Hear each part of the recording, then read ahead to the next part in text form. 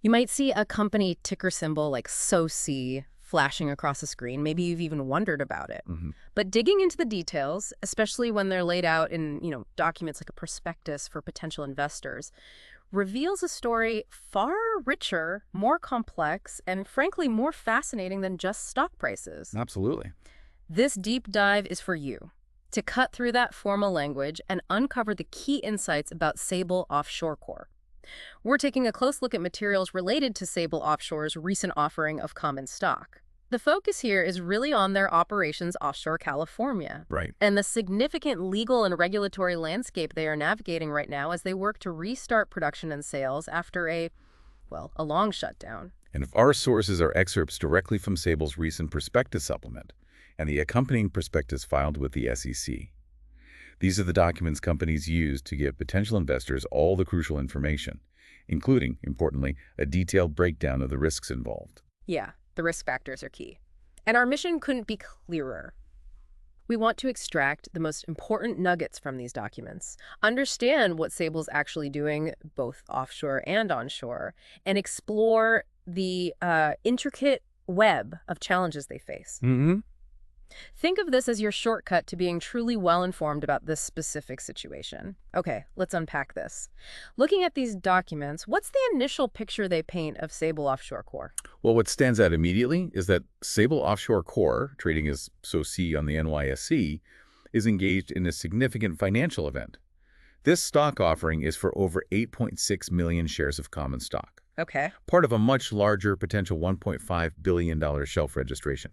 But the core of their story and the source of all the complexity in these documents really lies in their physical assets. Right, the assets. They refer to them as the Santa Ynez Unit, or SYU assets. Exactly. These aren't just scattered pieces. It's an integrated system located in federal waters offshore California near Santa Barbara County. Yeah. The SYU includes 3 offshore platforms, Hondo, Harmony, and Heritage, along with a substantial onshore processing facility called Las Flores Canyon, or LFC, LFC. and the necessary pipeline assets connecting them. So it's a whole interconnected operation, not just a few rigs out there. Precisely. The offshore side covers 16 federal leases, totaling about 76,000 acres. Wow. The platforms service 112 wells already in place, a mix of producers, injectors, and idle wells. And, the documents mention potential for additional drilling opportunities based on older analysis, though they note it's limited by space on the platforms. What's key about the onshore LFC facility isn't just that it processes oil, it's how comprehensive it is. Mm-hmm. It handles water treating, gas processing, produces natural gas liquids, has its own power plant, storage, and a terminal. Right. This integrated setup means they theoretically have everything they need onshore if they can get the oil flowing consistently and navigate the hurdles tied to infrastructure, like the pipelines. Speaking of pipelines, lines 324 and 325 are central to the story, formerly known as 901 and 903. What's their history? These pipelines, now owned by EM after their acquisition in October 2022 from Plains Pipeline LP. Okay, so a recent change in ownership there, too. Yes, they were the original way oil from the platforms got to local markets, but they were shut down and put into a safe state back in May 2015 following a crude oil release incident. Right. The Refugio spill involved related infrastructure. Well, this specific shutdown followed a release from Line 901, now 324. And what's fascinating here is how that history, that 2015 incident, is still fundamentally impacting the company's situation today. Yeah. This isn't just about turning valves back on. The restart process is deeply tied to past events and the requirements that came out of them, like a 2020 consent decree involving Plains. Okay, so these significant assets have been shut down for a long time. The documents detail the restart process. What's the latest status? This is very recent news, according to the filings. On May 15th, 2025, just last week, Sable actually initiated oil production from 6 wells on Platform Harmony. Wow. That oil is now flowing to the Las Flores Canyon facility at an initial rate of around 6,000 barrels per day. So they've literally just started pumping oil again from one platform. That's right. They've tested a portion of the wells on Harmony and plan to test others soon. They also have a phased plan for the other platforms. Heritage is expected to start production in July 2025. Okay. And Hondo in August 2025. And that 6,000 barrels a day, is that the long-term expected rate or just initial flow? The documents are careful to note that initial production rates are often higher than sustained rates. Right. They typically decline over time. So that 6,000 number is a starting point, Oh. not necessarily a long-term average. You have to keep that in mind. All right, production is happening, but that oil needs to get to market to be sold. What about those critical pipelines, lines 324 and 325? Are they ready? Well, progress has been made. Anomaly repairs on both lines were completed just recently, on May 18th, 2025. Okay, very recent. Yeah. These repairs are a specific requirement tied back to that 2020 consent decree the previous owner entered into. But they aren't back in full service for sales yet. What specific steps are still needed to get those pipelines operational and start selling oil? There are two major remaining hurdles outlined in the documents. First, they need approval from the California Department of Forestry and Fire Protection's Office of State Fire Marshal, or OSFM, OSFM, right. for their specific pipeline restart plans. Hmm. Those plans were actually submitted way back in July of 2024. Okay, so they've been waiting a while on that. Seems like it. Second, they must successfully complete the final hydro test on line 325. That hydro test is expected to be finished by May 31st, 2025, so very soon. Okay. Sable states they anticipate OSFM approval once that final hydro test is successful. Based on this timeline, they expect to recommence oil sales in July 2025. So they've successfully gotten oil from the platform to their onshore facility, but actually getting that oil to market to generate revenue is a whole separate challenge. Exactly. Completely dependent on getting specific regulatory approvals from OSFM and completing that final hydro test, which are requirements tied to that historical consent decree. Exactly. This highlights the critical distinction between the technical ability to produce oil and the complex process of regulatory compliance needed to actually transport and sell it. Right. That OSFM approval and the final hydro test are right at the top of the critical path for their projected July sales timeline. It's a big hurdle. And this is where the documents make it clear things get really interesting. Yeah. Because that restart process is not just about pipes and permits, it's tangled up with a lot of external challenges. That's the dense part of the prospectus, for sure. The filings emphasize that the entire restart is entangled with numerous ongoing legal and regulatory challenges coming from various government agencies and environmental groups. It's definitely a multi-front situation for the company. Let's start with the OSFM pipeline waivers you mentioned. What happened there and what are the challenges? Okay, so OSFM did approve Sable's approach to enhanced pipeline integrity standards by granting state waivers for certain requirements related to cathodic protection and corrosion. Okay. That happened on December 17, 2024. PHMSA, the relevant federal pipeline safety agency, reviewed it and didn't object in February 2025. So, progress. Sounds like it, but the documents then pivot to lawsuits challenging those very waivers. All right. On April 15, 2025, 2 lawsuits were filed, specifically targeting OSFM's decision to grant these state waivers. These suits were brought by a coalition of environmental groups, including names like the Center for Biological Diversity, Sierra Club, and others you often see involved in these kinds of cases. And what's the core of their argument? What are they saying? They allege that OSFM violated both federal and state laws, specifically pipeline safety laws and the California Environmental Quality Act, known as CEQA. CEQA, right. By issuing these waivers without sufficient environmental review or proper legal basis. The groups are asking a court to declare the waivers void and force OSFM to rescind them until they comply with the law. What's Sable's position on these lawsuits? Do they think it will stop them? Sable's position, as stated in the filing, is that they believe these legal challenges will not prevent them from restarting lines 324 and 325 and meeting their projected July 2025 oil sales timeline. Okay. They state they intend to defend vigorously against these claims in court, but it's clearly a risk factor they have to disclose. Okay, that's one battlefront. What about the California Coastal Commission? The prospectus mentions a notice of violation there, too. Yes, that came in late September 2024.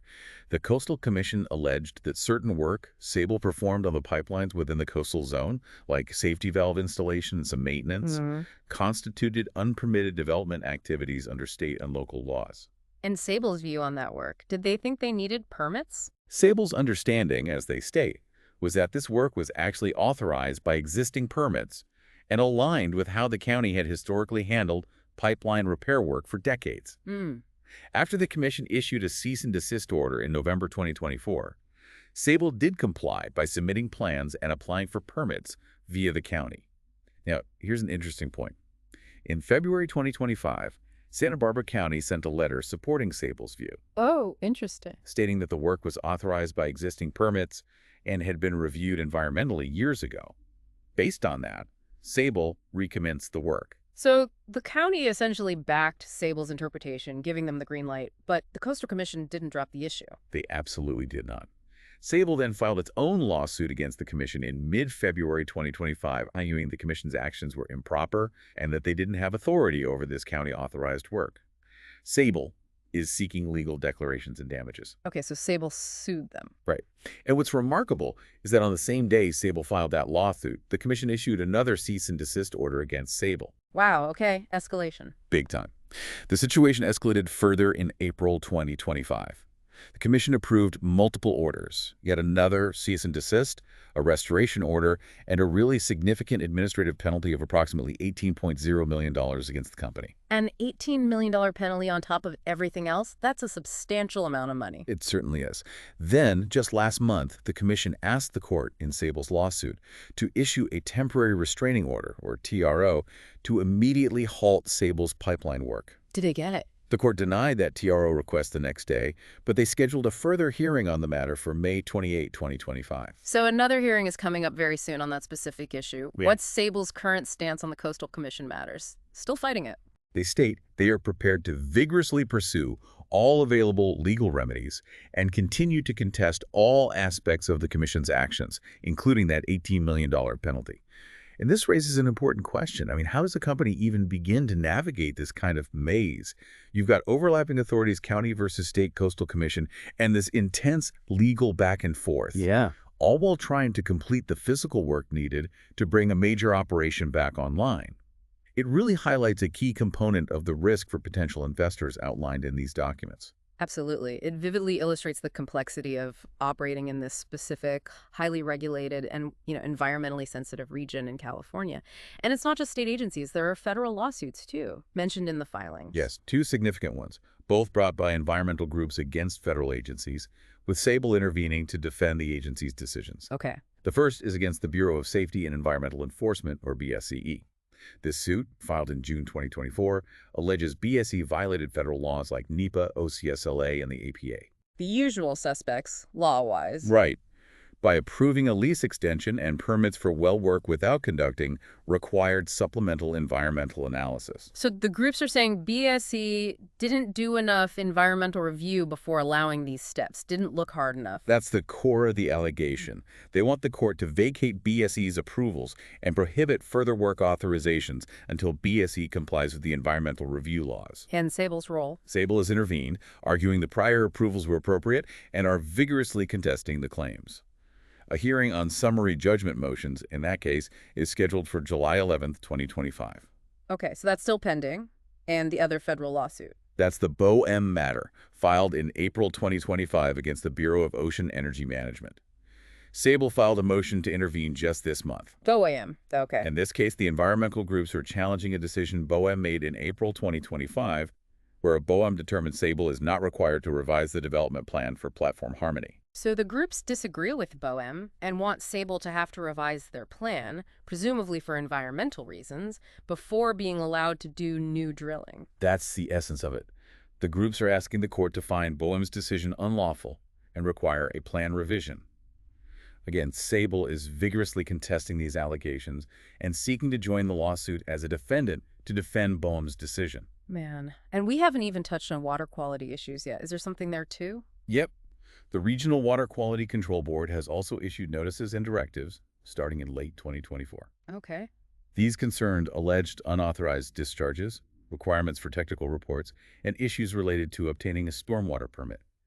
Sable has responded by submitting reports, applying for regulatory coverage, which they received in March 2025, and applying for the stormwater permit, albeit under protest on the jurisdiction issue.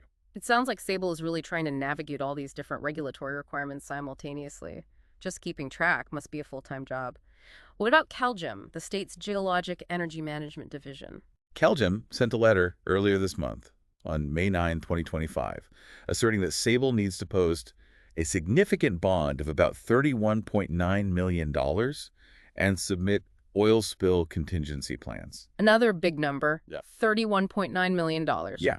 Sable's position, as stated in the documents, is that they dispute CalGEM's jurisdiction and authority to impose these specific requirements on them. So another dispute brewing there. Wow. So just summarizing, if I've got this right, We have lawsuits challenging federal agencies by environmental groups, Mm-hmm. lawsuits challenging a state agency, OSFM, by environmental groups over pipeline waivers, Correct. Sable suing another state agency, the Coastal Commission, while that agency tries to impose massive penalties and stop work. Right, the $18 million penalty. And separate disputes with other state agencies like the Water Board and CalGEM regarding permits and bonds. It's a lot. That's a good summary. Yeah. It truly illustrates the multi-layered legal and regulatory landscape, and the documents are quite explicit about the risk here. Yeah. There's a risk factor stating environmental groups are increasingly successful in limiting production through appeals and litigation, often using climate and ESG concerns.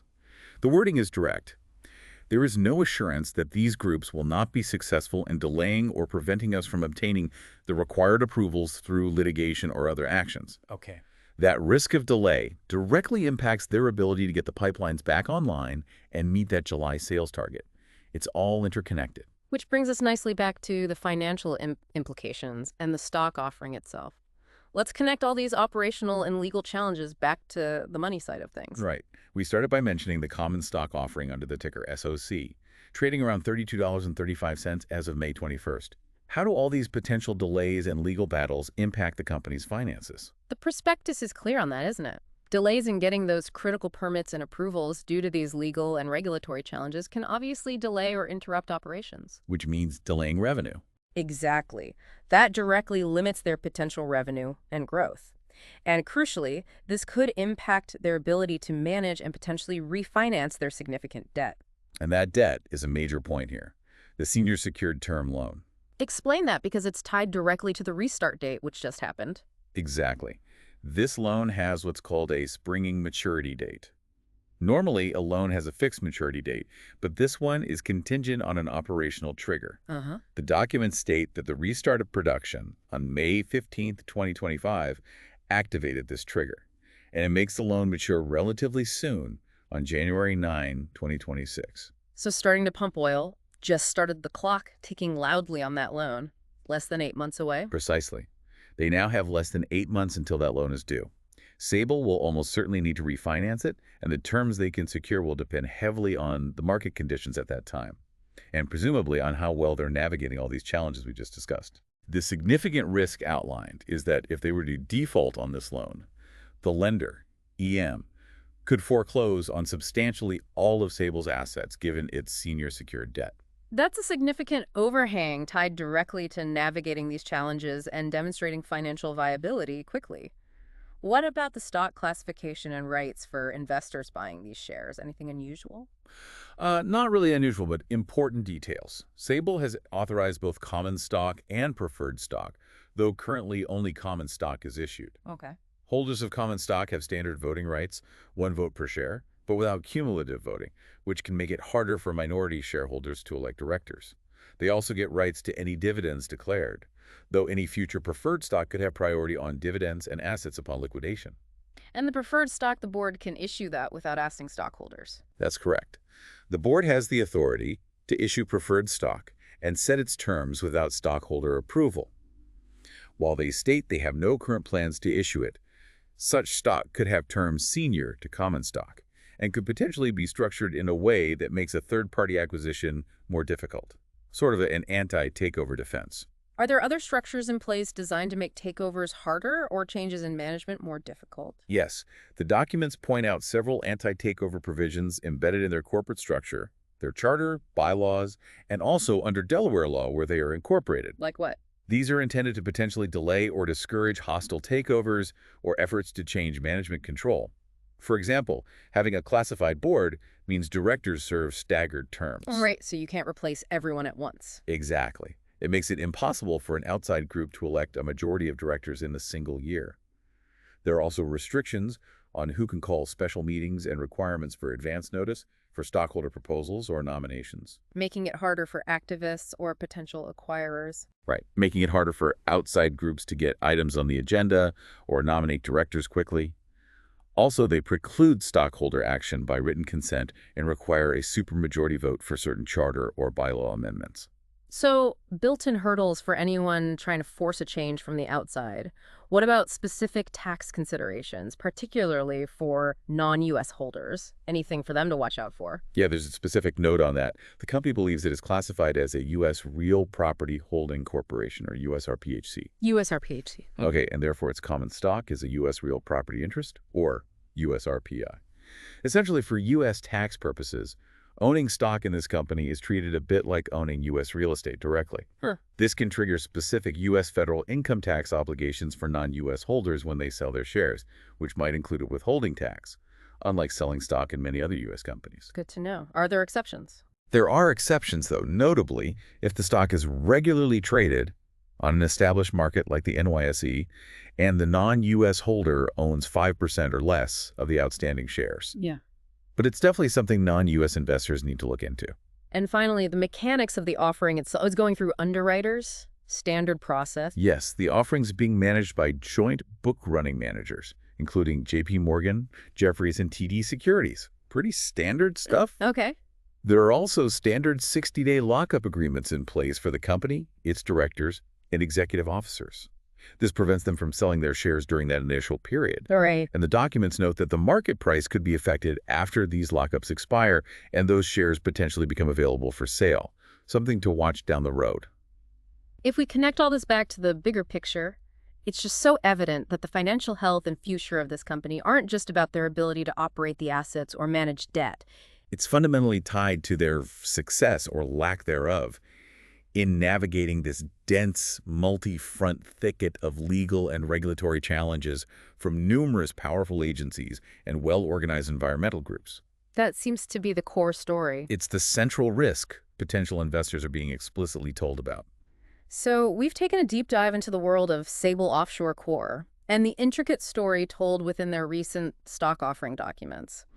We've seen a company that has successfully reached a major milestone, initiating initial production from significant energy assets after a long shutdown, and completing key pipeline repairs required by a historical consent decree. That's not nothing. Definitely not. But as the documents make abundantly clear, this operational step is just the beginning. It places the company squarely within a highly charged and complex environment, facing a dense web of regulatory requirements, consent decrees, and multiple ongoing lawsuits brought by various government agencies and environmental groups. These challenges introduce layers of potential delay, cost, and frankly, uncertainty. Understanding these documents helps you look past a simple news headline or a stock ticker symbol. It illustrates the incredible complexity companies face today, balancing industrial operations, environmental compliance, demands from numerous regulatory bodies with overlapping jurisdictions, and navigating a challenging legal system, all intensified in sensitive areas like offshore energy production off the California coast. Their stated goal of recommencing oil sales in July 2025 and their long-term financial viability are critically dependent on their ability to effectively navigate and resolve these numerous simultaneous challenges. Right.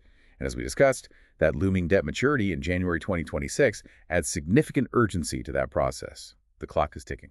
It's a powerful reminder that the path from resources in the ground or ocean floor to market is rarely, if ever, a straight line, especially not here. And this raises an important question, I think. In an era defined by increasing environmental scrutiny, evolving climate concerns, and a complex, often overlapping regulatory landscape, how will companies like Sable successfully balance the requirements of government agencies, the legal actions and demands of environmental groups, and the expectations of investors who are looking for revenue and a return on their capital? It's a tough balancing act. It really is. So consider how this specific scenario highlights the tension between restarting existing, albeit idled, energy infrastructure and the rapidly evolving legal and environmental frameworks surrounding it.